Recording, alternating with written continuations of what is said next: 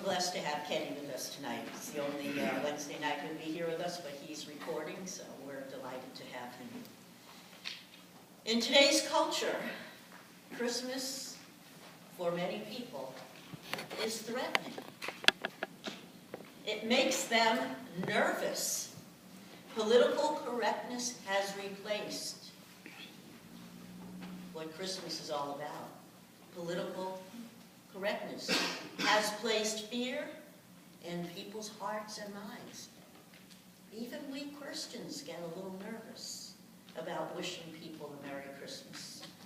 Religious indifference has worked to remove the original and the only intent of this Christmas celebration. The reading we just heard, I titled Politically Correct Christmas. I received it from Kenny in my emails. It hits at the heart of what is going on in our 21st century Christmas. And for the next few weeks, we'll be talking about that. There ought to be an angry or at least an outcry on the part of Christians to combat the political correctness that we have all around us.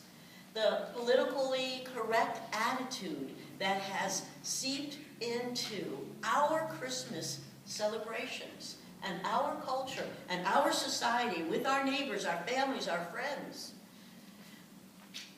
You know what? There's no law that says believers need to be politically correct. And in fact, Jesus says to us that we need not be, because the gospel is scandalous, and it will offend, and it is the good news that people have a hard time embracing. And so we ought not to remain silent or hesitant, Jesus says. His word teaches us, and he says, it will divide. I have come, and I will divide families and friends and neighbors, because we need to make a decision for Christ or not for Christ. People not on a spiritual journey are threatened by those of us who are on a spiritual journey, those of us who are Christians, Christ ones, who stand for the real meaning of Christmas. And so the anti-church and the non-believers, those who are hostile to the gospel, they want to celebrate and rejoice in this season. But they rejoice and they celebrate for a very different reason. They are celebrating the secular of Christmas. And they do so to their own peril. Face to face with God in a manger means life or death to each person. And so if we never come to the manger, we will never know life. Life or death. Heaven or hell. That's really what it comes down to. Because whether we believe it or not, or one day all of humanity will end up at the feet of Jesus and answerable to him. God knows, and he has said this in Scripture, that we are sheep sent among wolves. Jesus sent his disciples to be sheep among wolves. And today, especially at Christmas, we are sheep among wolves. But we cannot remain silent.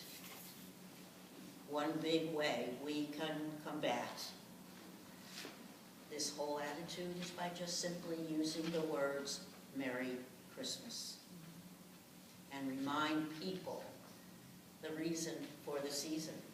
But we don't need to do it with bitterness or with anger or with contention.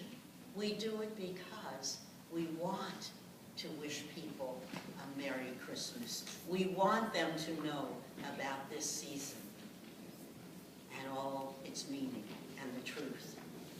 You know, a couple of years ago, the greeting wars, the Christmas wars, you know, revved up, and there was this big war on the Christmas greetings, and we Christians won in many ways.